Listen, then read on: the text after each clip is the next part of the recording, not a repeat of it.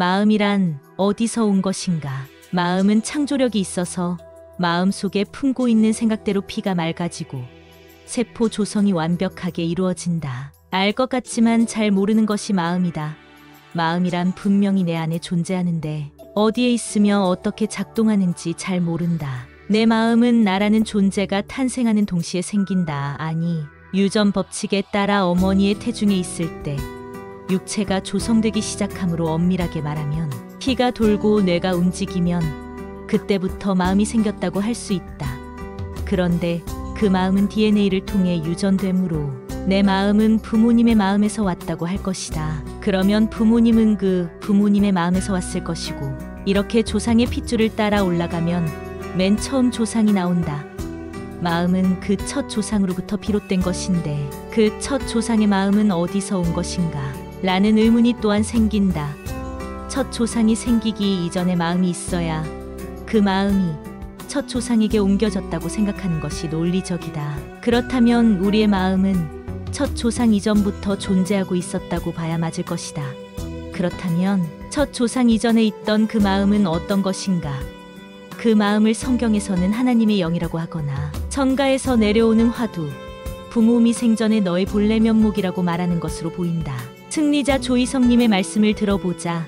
하나님은 영원 전부터 영원무궁토록 끝간데 없는 기쁨과 희열을 누리며 존재하고 있었다. 이때의 사람은 하나님으로 존재했으므로 영이며 중성의 빛이며 생명의 근원인 마음이자 동시에 생명체이다. 그런데 지금으로부터 6천년 전에 마귀가 하나님을 사로잡는 순간 사람으로 변했으며 사람들의 마음에 따라 동식물과 모든 우주 만물이 생성되었다. 승리자의 말씀에 따른다면 우리 인간의 본래 모습은 바로 하나님이며 하나님이 음양으로 변하게 되어 우주 만물이 생겼다고 한다. 이런 맥락에서 보면 사람을 하나님 또는 부처님이라고 하고 일체중 생시류불성 너희들은 신들이니 지존자의 아들들 이라고 하는 성경과 불경의 말씀이 이해가 된다. 마음은 피 속에 있다. 우리들은 부모님의 피 한 방울로부터 시작했다. 정자와 난자 또한 피의 변형체다. 피는 육안으로 보이는 빨간 피만을 말하는 것이 아니다.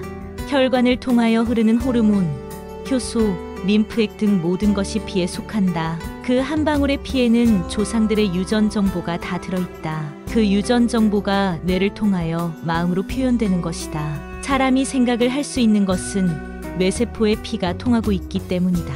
뇌세포는 마치 회로와 같은 것이며 뇌세포를 통하여 피가 흐를 때의 생각을 할 수 있다. 그렇다면 피 속에 마음이 들어있다고 추정할 수 있겠다. 미국의 레슬리 다쿠치 박사는 기억은 뇌에서만 저장되는 것이 아니라 몸에 퍼져 있는 내장으로 뻗는 신경 경로와 더불어 우리의 피부에까지 퍼져 있는 연결망에도 저장되어 있다고 주장한다. 또한 폴 피어설 박사는 150명 정도의 장기 이식 수술 환자를 면담했는데 살아있는 조직의 세포는 기억할 수 있는 능력을 가지고 있다고 말했는데 장기나 조직의 세포 또한 피의 변형이므로 피 속에 기억이 된다고 말할 수 있겠다. 이는 우리들의 생각을 비롯하여 행한 것들이 피 속에 녹음이 된다고 말하는 조희성님의 주장과 같은 내용으로 보인다. 이처럼 피 속에 우리의 기억이 담겨 있다는 것이 맞는 이야기라면 기억은 마음의 일부에 불과하므로 나머지 마음작용에 대해서 어떻게 피와 연관시켜 설명이 가능한 것인지 알아볼 필요가 있다. 혈액형에 따라 성격이 다르다. 혈액형이 A형인 사람은 성격이 꼼꼼하고 B형인 사람은 사교적이며 유순하고 O형인 사람은 고집이 세고 과격하며 AB형의 사람은 변덕이 심한 것을 통계적으로 알 수 있다. 이렇게 피의 형태에 따라 각기 마음작용이 다르고 행동이 다르다. 그래서 우리 조상들은 피의 작용이 곧 마음작용이라는 것을 알고 핏주머니인 심장에 마음 심자를 써서 심장이라고 일컬었던 것은 아닐까 추정할 수 있다. 물론 사람마다 성격이 다 다르지만 통계적으로 ABO식 혈액형 분류법에 따라 성격이 비슷한 것을 분류하여 놓은 것일 뿐이지만 대개 이러한 분류가 얼추 맞는 것을 보면 피가 마음작용을 일으킨다고도 볼 수 있다.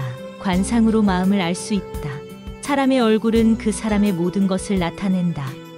그래서 나이 40이 되면 자기 얼굴에 책임을 져야 한다는 말이 있다. 여우같이 생긴 사람은 여우처럼 행동을 하고 족제비같이 생긴 사람은 족제비 같은 행동을 한다. 악하게 생긴 사람은 악하고 착하게 생긴 사람은 착하다. 이뿐만 아니라 화를 자주 내는 사람의 얼굴은 난폭한 형상이고 걱정을 많이 하는 사람은 수심이 가득한 얼굴을 갖게 된다. 마음에 의해 피가 변해서 그렇게 얼굴이 변한 것이다.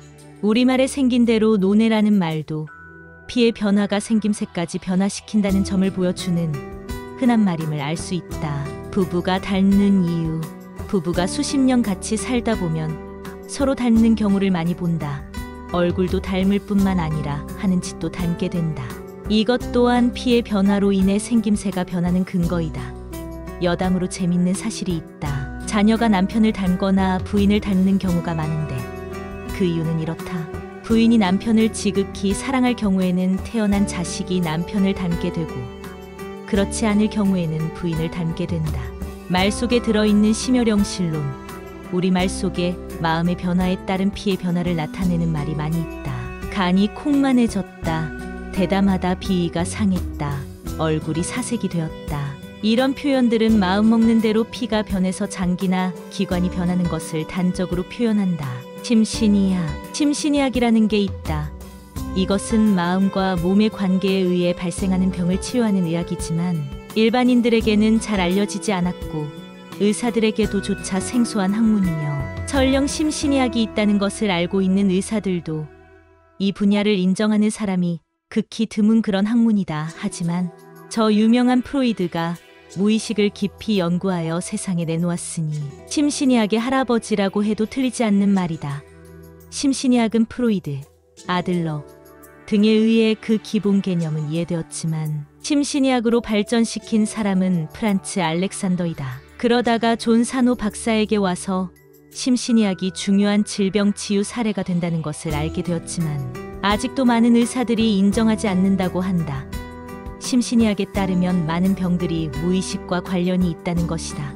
그래서 병이라는 것은 해로운 감정현상의 무의식적인 방어책이라는 것이다. 예를 들면 섬유근육통이라는 병은 무의식에 의해서 일으키는 병으로서 이를 인정하기만 하면 그 병이 낫거나 좋아진다.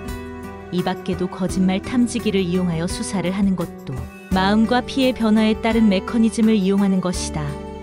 위에서 언급한 내용으로 볼 때 적어도 피와 마음은 매우 밀접한 관계에 있다는 것을 알 수 있다. 즉 피의 변화에 따라 마음이 변한다는 것을 알 수 있고 역으로 마음이 변하면 피가 변한다는 것도 알 수 있다.